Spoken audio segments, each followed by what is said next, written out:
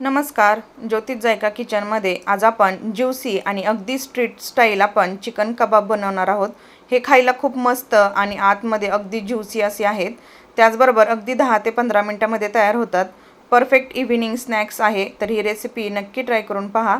तर त्यासाठी इथे मी 250 ग्रॅम खिमा घेतलेला आहे। इथे मी चिकनचा खिमा वापरत आहे।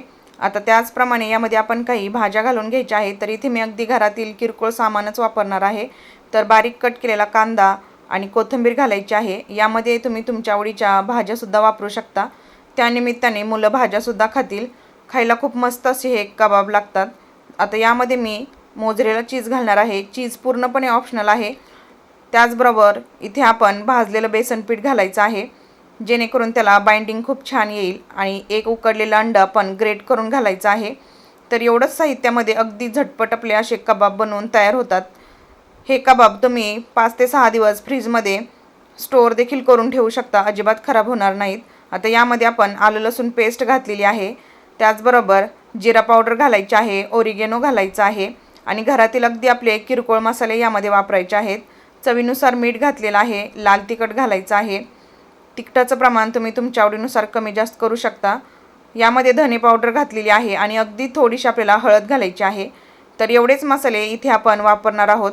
तर हा जर स्नॅक्स तुम्हाला आवडला असेल तर चॅनेलला नक्की लाईक आणि सबस्क्राईब करा।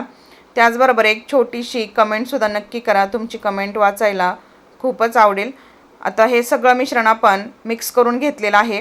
हाताला थोडंसं तेल लावून घ्यायचं आहे, जेणेकरून कबाब हाताला चिकटकणार नाहीत आणि छान कबाब तयार होतील। तर इथे तुम्ही तुमच्या आवडीचा कोणताही शेप देऊ शकता। तर इथे मी गोलाकार शेप बनवणार आहे। अगदी झटपट तयार होणारे हे कबाब आहेत।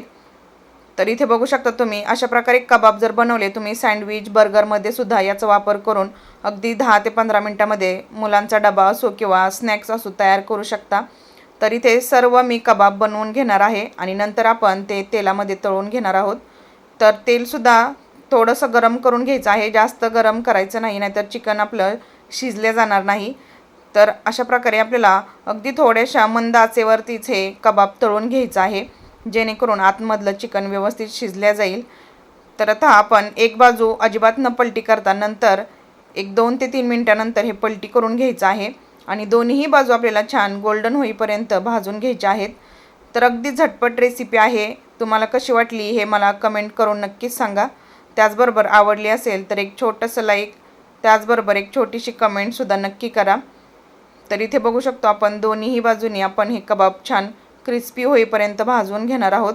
फार जास्त वेळ लागत नाही, 10 ते 15 मिनिटांमध्ये आपला हा स्नॅक्स बनवून तयार होतो। चिकनचा खिमा शिजायला जास्त वेळ लागत नाही। तर अशा प्रकारे आपले कबाब बनवून तयार आहेत। तर हे कबाब तुम्ही पुदिन्याच्या चटणीबरोबर खाऊ शकता, अगदी अफलातून लागतात। तर ही अशी रेसिपी तुम्ही घरी नक्की ट्राय करून पहा, घरातल्या सगळ्याच मंडळींना खूप आवडेल। रेसिपी आवडली असेल तर लाईक, शेअर आणि सबस्क्राईब नक्की करा। धन्यवाद।